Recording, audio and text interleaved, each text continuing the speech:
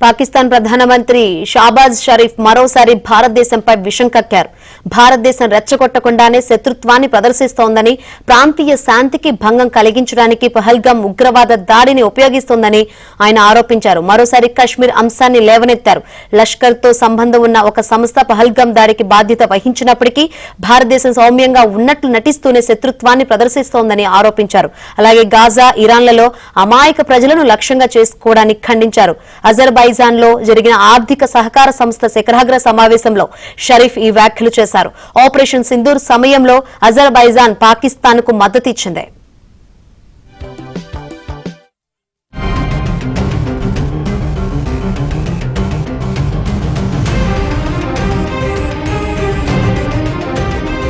శత్రుత్వాన్ని ప్రదర్శిస్తోందని, ప్రాంతీయ శాంతికి భంగం కలిగించడానికి పహల్గాం ఉగ్రవాద దాడిని ఉపయోగిస్తోందని ఆయన ఆరోపించారు. మరోసారి కశ్మీర్ అంశాన్ని లేవనెత్తారు.